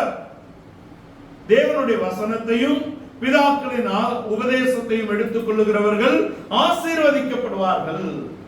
இது என்னையா? டெஸ்டுக்கு ஆசீர்வாதம் சொல்றீங்க, சோதனைக்கு ஆசீர்வாதம். ஆசீர்வாதத்தின் சோதனையிலே குமாரர் வழி விலகி போய்விடுகிறார்கள். The sons becomes waivers. அவர்கள் அசைந்து விடுகிறார்கள். அவர்கள் தங்களை குமாரத்துவத்திலிருந்து விலகி போகக்கூடிய இடத்திலே ஆசீர்வாதம் அவர்களை வழிநடத்துகிறது. அப்படின்னா என்ன? They are not showing their stewardship skills on those days when they are blessed. அவர்கள் ஆசீர்வதிக்கப்படும் பொழுது தங்களுடைய உக்கிரானத்துவத்திலிருந்து வழி விலகி விடுகிறார்கள். அப்படின்னா என்ன?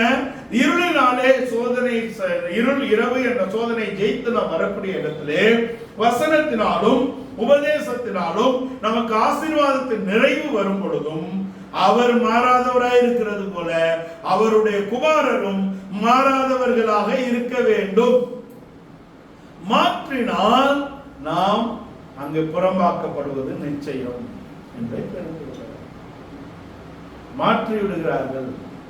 இரண்டாவது என்ன வருது? ஆசீர்வாதத்துல இவங்க உக்கிரானத்திலிருந்து தவறி விடுகிறார்கள். They are not showing up their stewardship. தவறுகிற குமாரர் அடுத்தபடியா என்ன தராரு அப்படின்னா, அதுக்கப்புறம் காற்று வருகிறது. காற்று என்ன? உபதேசத்தின் கோளாறு. ஆசீர்வாதம் வந்த உடனே ஆசீர்வாதத்தையே உபதேசமாக மாற்றி விடுகிறார். By the word, by the doctrine you prosper, but prosperity is not a doctrine. நீங்கள் வார்த்தையினாலும் உபதேசத்தினாலும் நீங்கள் ஆசீர்வாதமாக மாற்றப்படுகிறீர்கள். ஆசீர்வாதம், உலக ஆசீர்வாதம் என்பது ஒரு உபதேசம் அல்ல. இது என்ன ஆசீர்வாதம்? இதுதான் ஆபிரகாமில் கண்ட ஆசீர்வாதம், இதுதான் ஈசாக்கில் கண்ட ஆசீர்வாதம், இதுதான் யாக்கோபில் கண்ட ஆசீர்வாதம். அது யெஷுவா, இயேசு, அது மெஸ்ஸியா, அது இம்மானுவேல், அது கிறிஸ்து. இயேசு மெஸ்ஸியா, கிறிஸ்து, இம்மானுவேல் என்ற இடத்திலே அந்த ஆசீர்வாதத்தின் நிறைவு இருக்கிறது. இப்போ ஆசீர்வாதம் வந்த உடனே அதை எதிர்த்து பேச முடியாதபடிக்கு அதற்கேற்ற உபதேசம், பலவித காற்றுகளாகிய உபதேசத்தினாலே நீங்கள் அலசடி படக்கூடாது. அப்போஸ்தலன் பவுல் சொல்லுகிறாரு, அப்படி நீங்க அலசடி பட்டா உங்கள் விசுவாசமாகிய கப்பல் கரை போய் சேராது. இது இரண்டாவது சோதனை. மூன்றாவது, வெள்ளம் வந்து மோதி அடிக்கிறது. மிகுந்த தண்ணீர்களை நாம் மக்களுக்கு ஒப்பனையாக பேசுகிறோம். கடலில் இருந்து அந்த மிருகம் எழுப்பி வந்தது. தண்ணீர் என்பது ஜனத்துக்கு ஒப்பனையாக பேசப்படுகிறது. இப்போ ஆசீர்வதிக்கப்பட்ட ஊழியக்காரன் உக்கிரானத்துவத்திலிருந்து தவறுகிறது மாத்திரமல்ல, ஆசீர்வாதத்தையே பேசக்கூடியவனாக மாறிவிடுகிறான் உபதேசத்துல. அதுக்கப்புறம் பாத்தீங்கன்னா ஆசீர்வாதத்தையே பேசக்கூடிய இடத்துல கூட்டம் சேருது. இப்ப கூட்டத்துக்காக பேசக்கூடிய இடத்துக்கு போயிடும். இந்த மூணு சோதனையில நம்ம கல்லின் மேல் கற்பாறையின் மேல் நம்மை கட்டி இருக்கிறோம். கல் என்பது கிறிஸ்து, கண்மலை என்பது கிறிஸ்து. கல் என்பதும் கிறிஸ்து, கண்மலை என்பது கிறிஸ்து. அவர்கள் கிறிஸ்துவாகிய கல்லினாலும் கல்மலையிலும் அவர்கள் இடறினார்கள், தவறினார்கள். இஸ்ரவேலர் அவர் கல்லு, அவர் கண்மலை. யாக்கோபுக்கு அந்த கல்லுல தலை வச்சு படுத்தாரு, அப்புறம் அவரை முகமுகமா தந்தார். அந்த கண்மலை இஸ்ரவேலை வழி நடத்தினர். நாம் கண்மலை என்ற இடத்துல கிறிஸ்துவிலே நாம் அஸ்திபாரம் போட்டு கட்டினால் இரவோ இருளோ மழையோ காற்றோ வெள்ளமோ மோதி அடித்தாலும் நம் நேசரை பற்றி கொண்டிருப்போம். அப்படின்னா என்ன? நம்மிலிருந்து கிறிஸ்து வெளிப்பட வேண்டும் என்பதாக. இதுக்கு அடுத்த ஒரு சோதனை இருக்கு. அது என்ன சோதனை? அது அக்னி சோதனை. அக்னி சோதனையிலும் நாம் ஜெயிக்க வேண்டும் என்றால் நம்முடைய நேசரிலே நாம் மகிழ்ந்து வாழ வேண்டும். அக்னி சோதனை எங்க வந்தது? பாபிலோனிலே, இந்த டைம்ஸ் ஆஃப் எக்ஸைல், அவர்கள் சிறைப்பிடிப்பின் காலத்தில் கொண்டு போகப்பட்ட யூத குமாரர்கள், they showed them their zeal to God, தங்களுடைய தெய்வீக வைராக்கியத்தை வெளிப்படுத்தி காண்பித்தார்கள். எப்படி காட்டினாங்க? அனனியா, அசரியா, மிஷாயேல். அனனியா, அசரியா, மிஷாயேல் என்பவர்கள் அவர்களுடைய வைராக்கியத்தை காண்பித்தார்கள். சாத்ராக், மேஷாக், ஆபேத்நேகோ அல்ல, அங்க அனனியா, அசரியா, மிஷாயேல். ஏன் அனனியா, அசரியா, மிஷாயேல் சொல்றோம்னா, அனனியானா the favor of God, அசரியானா God is my helper, மிஷாயேல்னா who is your God, what is your God? Who is your God, what is your God? My God is my favorer, my God is my helper. என்னுடைய தேவன் என் சகாயர். யார் உன் தேவன் என்பது மிஷாயேலுடைய பெயர். Who is my God? What is my God is? My God is a God of favor, my God is a God of help, my God is my favor, my God is my helper, he is my God. அப்படின்னா என்ன? யாரும் தேவன், என் தேவன் சகாயர், என் தேவன் எனக்கு பட்சமாக இருக்கக்கூடியவர் என்று இந்த 3 பேர் அங்க தீயிலே போடும்போது அங்கே 3வது நபர், அங்கே 4வது நபர் அங்கே இருக்கிறார். 4வது நபரை கண்டேன் என்று பாபிலோனின் ராஜா தான் சாட்சி கொடுக்கிறார். அப்படின்னா என்ன? நம்முடைய சோதனையிலே நம்மிலிருந்து குமாரன் வெளிப்பட வேண்டும். அப்பதான் நாம் மூத்த குமாரர் என்ற இடத்துக்கு வர முடியும். அப்பதான் நாம் தேவனுடைய குமாரர் என்ற இடத்துக்கு வரோம். இயேசு கிறிஸ்துவில் இருந்த அதே ஆவியின் நிறைவை நமக்கு தந்திருக்கிறார். அவர் நீதியை விரும்பி, நீதி தேவனே நீர் நீதியை விரும்பி அக்கிரமத்தை வெறுத்தீர், ஆதலால் உம்முடைய தேவன் உம்மை ஆனந்த தைலத்தினால் அபிஷேகித்திருக்கிறார். கிறிஸ்து இயேசுவில் இருந்த அதே அபிஷேகம் நாம் ஒவ்வொருவருக்குள்ளும் ஊற்றப்பட்டிருக்கிறது என்ற இடத்திலே நாம் நம்முடைய குமாரத்துவத்தை காத்துக்கொண்டு நாம் தேவனுடைய மூத்த குமாரர் என்ற இடத்துக்கு, சிரேஷ்ட குமாரர் என்ற இடத்துக்கு நாம் வளர வேண்டும். அப்படின்னா என்ன? In the night we show the light. நான் வெளிச்சமாக இருக்கிறேன், நான் உலகத்துக்கு வெளிச்சமாக இருக்கிறேன். I am the light. அப்புறம் சொல்றாரு, you are the light. நீங்கள் உலகத்துக்கு வெளிச்சமாக இருக்கிறீர்கள். நான் உலகத்துக்கு வெளிச்சமாக இருக்கிறது போல நீங்கள் உலகத்துக்கு வெளிச்சமாக இருக்கிறீர்கள். அவர் தேவனுடைய ஒரே பேரான குமாரன் நமக்கு முதற் பேரானவராக கொடுக்கப்பட்டிருக்கிறார். இப்ப நாம யாரு? நாமும் முதற் பேரானவர்கள். நம்முடைய ஒரே பேரான குமாரனை நமக்கு முதற் பேரான குமாரனாக கொடுத்தது என்பது ரோமர் 8:29. அநேக சகோதரருக்குள்ளே அவர் மூத்த சகோதரனாக இருக்கும்படிக்கு கொடுக்கப்பட்டிருக்கிறார். நாம் மூத்த சகோதரர் என்பது அங்கே எபிரேயர் 12:23 முதற் பேரானவருடைய சங்கமாகிய சபை, பரலோகத்தில் பெயர் எழுதப்பட்டிருக்கிற முதற் பேரானவருடைய சங்கம். அப்படின்னா என்ன? we are all the first born sons of God. நாம் எல்லோரும் தேவனுடைய சிரேஷ்டபுத்திரராக மாற்றப்பட வேண்டும். மாற்றப்பட்டால் தான் நம்முடைய இரவிலோ, நம்முடைய இருளிலோ, நம்முடைய மழையிலோ, நம்முடைய காற்றிலோ, நம்முடைய வெள்ளத்திலோ, நம்முடைய தீயிலோ நாம் குமாரனை வெளிப்படுத்துகிறவர்களாக இருப்போம். அதனாலதான் யாக்கோபை இஸ்ரவேலா மாற்றினார். இதற்காகவே ஆபிரகாமை ஆபிரகாமாக மாற்றினார், சாராயை சாராவாக மாற்றினார், அங்கே யாக்கோபை இஸ்ரவேலாக மாற்றி இருக்கிறார். இப்ப சொல்றாரு 43:2 நீ தண்ணீர்களை கடக்கும் போது அது உன்னை சேதப்படுத்தாது, நீ அக்னியை கடந்தாலும் அது உன்னை சேதப்படுத்தாது என்று சொல்றாரு. 43:2 வாசிங்க. ஏசாயா 43:2 தண்ணீர்களை நீ யாக்கோபே இஸ்ரவேல், யாக்கோபே உன்னை சுஷித்தவரும் இஸ்ரவேலே உன்னை உருவாக்கினவரும் ஆகிய கர்த்தர் சொல்கிறார். நீ பயப்படாதே. வாசிங்க 2 வாசிங்க. நீ தண்ணீர்களை கடக்கும்போது நான் உன்னோடே இருப்பேன். நீ தண்ணீர்களை கடக்கும்போது நான் உன்னோடே கூட இருப்பேன். நீ ஆறுகளை கடக்கும்போது அவைகள் உன்மேல் புரளுவதில்லை. நீ ஆறுகளை கடந்தாலும் அது உன்மேல் புரளுவதில்லை. நீ அக்கினியில் நடக்கும்போது வேகாதிருப்பாய். நீ அக்கினியில் நடந்தாலும் வேகாதிருப்பாய். நீ அக்கினி ஜுவாலை உன் பேரில் பற்றாது. அக்கினி ஜுவாலை உன் பேரில் பற்றாது. இவர்கள் 4 பேரையும் போட்டவர், இவர்கள் 3 பேரையும் போட்டவர்கள் அங்கே அக்கினி பட்சித்து போட்டது. இவர்கள் 3 பேரும் in the midst of the fire, அந்த அக்கினி சூளையின் மத்தியிலே தேவனுக்குள் மகிழ்ந்திருந்தார்கள். தேவகுமாரனை, தன்னிலிருந்த தேவகுமாரனை வெளிப்படுத்தினார்கள். தேவகுமாரனுக்கு ஒப்பான ஒரு சாயலை ராஜா அங்கே கண்டு சாட்சியிட்டான். வெளியே வந்தவர்களுடைய அங்கே முடியிலோ, அவர்களுடைய சரீரத்திலோ, அவருடைய ஆடையிலோ அக்கினி பற்றவில்லை, அதன் வாசனையும் இல்லை. நம்முடைய ஜீவியத்திலே நாம் தேவகுமாரனை உடையவர்களாக, அவருடைய குமாரர் என்ற இடத்துல இந்த ஆவி நமக்கு கொடுக்கப்பட்டது. பரிசுத்த ஆவியினாலே நாம் அப்பா பிதாவே என்று அவரை அழைக்கக்கூடிய புத்திர ஸ்வீகாரத்தை பெற்றிருக்கிறோம். புத்திர ஸ்வீகாரத்தை பெற்ற நாம் அவருடைய மூத்த குமாரர் என்ற இடத்திலே அவருடைய தன்மையை வெளிப்படுத்த வேண்டும். அப்படின்னா என்ன? நம்முடைய ஜீவியத்திலே முதலாவது ஒரு மாறுதல் வேண்டும். நம்முடைய விசுவாசத்திலே நமக்கு உறுதி வேண்டும். நம் விசுவாசத்தை அறிக்கை செய்கிறதிலே உறுதியாக இருக்க வேண்டும். இருந்து நாமே தேவனுடைய ஆலயமாக இருக்க வேண்டும். மெனோராக்கு 2 ஸ்பெல்லிங் இருக்கு. ஒரு ஸ்பெல்லிங்ல ஒரு ஹே தான் இருக்கும், இன்னொரு ஸ்பெல்லிங்ல 2 ஹே. ஒன்னு மெனோராங்கிறது இயேசுவை காண்பிக்கிறது, இரண்டாவது, இயேசுவோடு நித்தியத்திலே அவருடைய மனவாட்டி இணைந்திருப்பதை காண்பிக்கிறது, நம்மை காண்பிக்கிறது.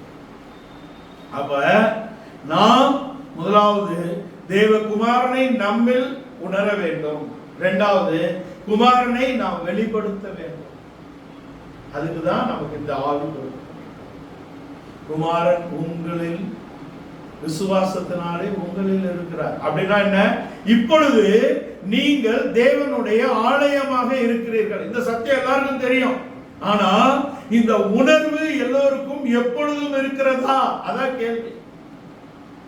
We are the walking temples of God.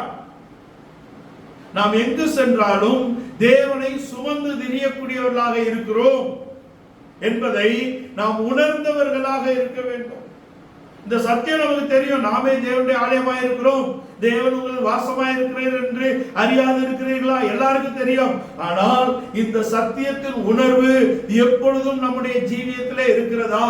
இப்படிப்பட்ட உணர்வு எப்பொழுதும் நம்முடைய ஜீவியத்தில் இருந்தால் நாம் மாம்ச இச்சைகளுக்கு இடம் கொடுக்க மாட்டோம், நாம் வழி விலகி போக மாட்டோம், நாம் பாவத்துக்கு இடம் கொடுக்க மாட்டோம். பறித்து புசித்த போது அவர் இருந்தாரா இல்லையா?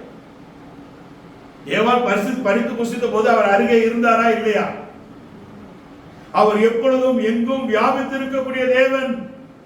அவர்களுக்கு ஒரு சுயாதீனம் கொடுத்துட்டாரு. நீ பறிச்சு சாப்பிடு, பறிக்காம போ, சொல்றது சொல்லிட்டாரு. அவர் தடுக்க மாட்டார். உன் ஜீவியத்திலே நீ எப்படிப்பட்ட மாறுபாடான வாழ்க்கை செய்தாலும் தேவன் அதை குறித்து வருத்தப்படுகிறார், சஞ்சலப்படுகிறார், துக்கப்படுகிறார். ஆனால் உன்னை நிறுத்த மாட்டார். ஏன் தெரியுமா? உனக்கு ஒரு வாழ்க்கை கொடுக்கப்பட்டிருக்கிறது. நீ எப்படி வேணா வாழ. ஆனால் நீ தேவனுடைய ஆலயம் என்ற அறிவு உனக்குள் இருந்தால், நீ எப்பொழுதும் தேவனை சுமந்து திரிகிறவன் என்ற அறிவு உணர்வு உனக்கு எப்பொழுதும் இருந்தால், நீ தேவனை வெளிப்படுத்தக்கூடியவனாக இருக்கும். அவர் பரிசுத்தராயிருக்கிறது போல நீங்களும் பரிசுத்தமாயிருங்கள். பரிசுத்தம் இல்லாமல் ஒருவனும் தேவனை தரிசிக்க முடியாது. அவர் அன்பாயிருக்கிறது போல நீங்கள் ஒவ்வொருவரும் அன்பாயிருங்கள். அன்பில்லாதவன் தேவனை அறியான் என்று சொல்லுங்க.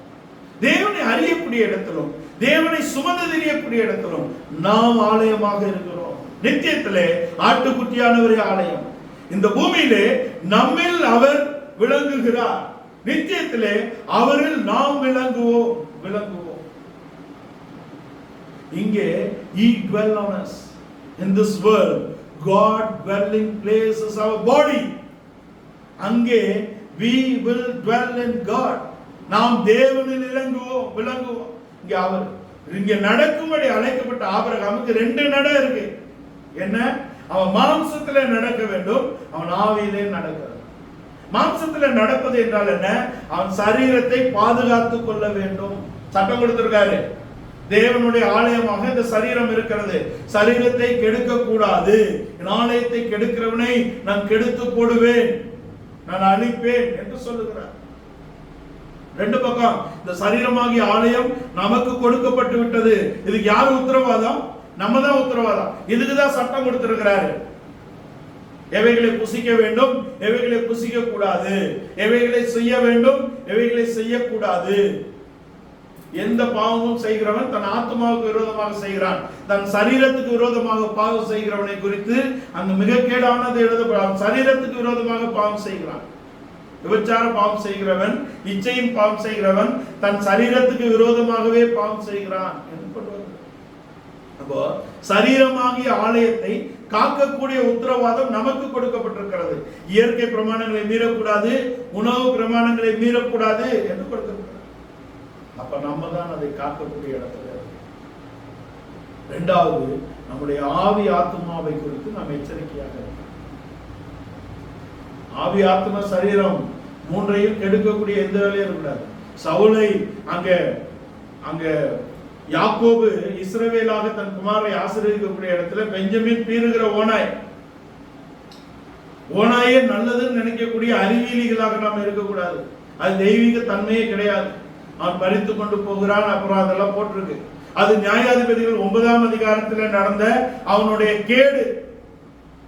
யூதாவுக்கு விரோதமாகவே அவன் கிரியை செய்த அநேக காரியங்கள் உண்டு. அங்க சவுலை குறித்தும் சொல்லப்பட்டிருக்கிறது. அவன் ஓனாய், அவனை விடுதலையாக்கக்கூடிய தாவீதுக்கு விரோதமாகவே அவன் கிரியை நடப்பிக்கிறான். அதெல்லாம் பொல்லாத ஆவி. நல்ல ஆவினால் அபிஷேகம் பண்ணப்பட்டவன் பொல்லாத ஆவிக்கு இடம் கொடுக்கிறான். உங்கள் ஆவியை குறித்து எச்சரிக்கையா இருக்கு. ஆத்துமா அறிவில்லாமல் போகிறது நல்லதல்ல. உங்கள் ஆத்துமாவை குறித்து எச்சரிக்கையா இருங்கள். அதுக்கு அறிவு உணர்வு வேணும். அறிவு வேணும், உபதேசம் வேணும். உபதேசம் வேணும், வசனம் வேணும். வசனம் என்பது உங்களுக்கு சர்ஃபேஸ் லெவல் ட்ரூத். டாக்டரின் என்பது and deeper truth. உங்களுக்கு எழுத்தின்படியான வசனங்களை வாசிப்பது நல்லது. அதனாலே மேலோட்டமான சத்தியங்களை நீங்கள் அறிந்து கொள்ளுகிறீர்கள். ஆனால் அப்போஸ்தலர்களுக்கு ஒப்புவிக்கப்பட்ட உபதேசம் என்பது ஆழமான சத்தியங்களை நமக்கு வெளிப்படுத்தக்கூடியதாக இருக்கிறது. அதனாலே நாம் உலகி தெரியாதபடிக்கு, நாம் உணர்ந்து சாகாதபடிக்கு அறிவுள்ளவர்களாக, உணர்வுள்ளவர்களாக ஆவி ஆத்ம சரீரத்தை நாம் காக்கக்கூடிய தன்மை இருக்கிறது. சிலுவையிலே அவர் நீதியை நிறைவேற்றி நம்மை நீதிமான்களாக்கி விட்டார். ஆனா பரிசுத்தமாகுதலை நம்ம தான் நிறைவேற்றணும். அது எப்படின்னா, சிலுவையிலே அவர் கிரியை நடப்பித்து விட்டார். இப்போ கிரியை நம்மிலே நடக்க வேண்டும். பரிசுத்த ஜீவியத்தை நீங்க பாத்தீங்கன்னா 2 கொரிந்தியர் 6 கடைசியில வேறுபாடு எழுதிட்டு 7ல இப்படிப்பட்ட வாக்குத்தத்தங்கள் நமக்கு உண்டாயிருக்கிறபடினாலே ஆவியிலும் மாம்சத்திலும் உண்டான அசுசி நீங்க நம்மை சுத்திகரித்துக் கொண்டு பரிசுத்தமாகுதலை தேவ பயத்தோட பூரணப்படுத்த கடவும். யார் பூரணப்படுத்தணும்? நம்ம தான். இது நம்முடைய பக்கமாக இருக்கிறது.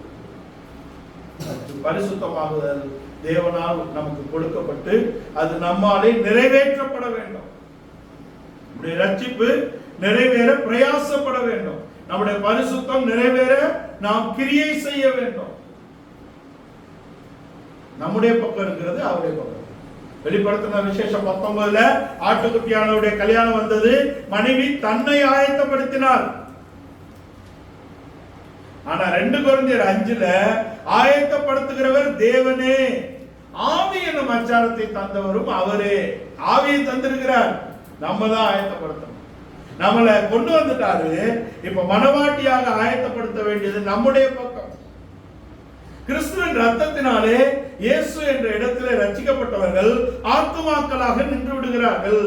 கிறிஸ்து என்ற இடத்திலே அபிஷேகத்தை நாம் பெற்றுக்கொண்டு இம்மானுவேல் என்ற இடத்திலே அவருடைய மனவாட்டியாக மாறக்கூடிய பக்கம் நம்முடைய இடத்திலே இருக்கிறது. அவர் பரிசுத்தராக இருக்கிறது போல நாமும் பரிசுத்தமாக இருக்க வேண்டும். நாம் அவருடைய ஆலயமாக இருக்கிறோம். நாம் அவருடைய மனவாட்டியாக இருக்கிறோம். மனவாளன் எத்தன்மை உடையவரோ அத்தன்மையுடையவரே மனவாட்டியாக இருக்க வேண்டும். ஆலயத்துக்குரியவர் எப்படிப்பட்டவரோ ஆலயமும் அப்படிப்பட்டவராகவே இருக்க வேண்டும் என்ற இடத்திலே கிரியை நமக்குள்ளே நடப்பிக்க வேண்டும். இதற்கு அவருடைய ரத்தம் சிந்தப்பட்டிருக்கிறது, அவருடைய வசனம் கொடுக்கப்பட்டிருக்கிறது, அவருடைய ஆவி நமக்கு அருளப்பட்டிருக்கிறது.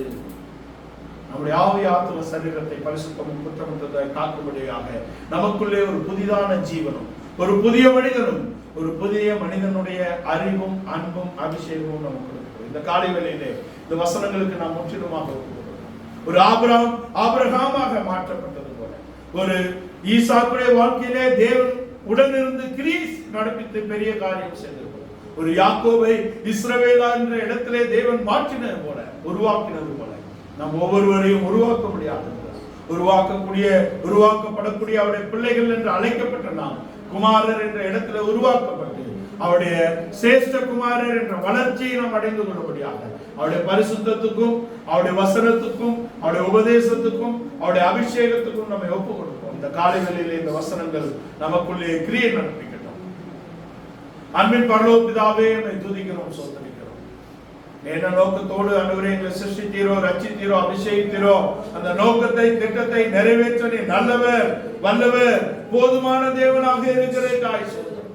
விசுவாசித்து பிள்ளைகளாக வந்த நாங்கள் ஆண்டவரே ஒரு புதிதான ஜீவனுடையவர்களாக மாறி நீர் எங்களில் வாசமாயிருக்கிற ஆலயம் என்ற இடத்தில் வருகிற மாத்திரமல்ல, அதுக்கு மேலாக நாங்கள் உடைய மனவாட்டி என்ற இடத்திலே நீர் பரிசுத்தராய் இருக்கிறது போல, நீர் அன்புள்ளவராய் இருக்கிறது போல, உடைய சுபாவங்களை உடைய தன்மைகளை நாங்கள் வெளிப்படுத்தக்கூடிய இடத்திலே காணப்படும்படியாக நீர் ஒளிச்சு நீர் இந்த பூமிக்கு ஒளியாய் இருக்கிறது போல நாங்களும் இந்த பூமிக்கு வெளிச்சம் என்ற இடத்திலே நாங்கள் பிரகாசிக்க எங்கள் ஒவ்வொருவருக்குள்ளே கிரியை நடத்தி அதற்காக நீர் அளவில்லாமலும் அன்பை எங்கள் இருதயத்திலே ஊற்றியிருக்கிறதுக்காக துதிக்கிறோம், சோதரிக்கிறோம். இந்த வசனங்கள் ஆண்டவரே இந்த உபதேசத்தோடு உள்ள கிருபை எங்கள் ஜீவியத்திலே கிரியை நடத்துகின்றோம். ஒவ்வொருவரையும் பொறுப்பெடுத்துக் கொள்ளும், பாதுகாத்தோடு நடத்தும். துரிதமான தம்முடைய மாசற்ற வரைக்கும் எங்கள் ஒவ்வொரு தகுதிப்படுத்துவீராக. சகல பரிசுத்த ஆராதனை பொறுப்படுத்து ஜெயமெடுத்த தேவனின் மத்தியிலே எழுந்தவர்களை பெரிய காரியங்கள் செய்ததற்காக துதிக்கிறோம், சொல்லுகிறோம்.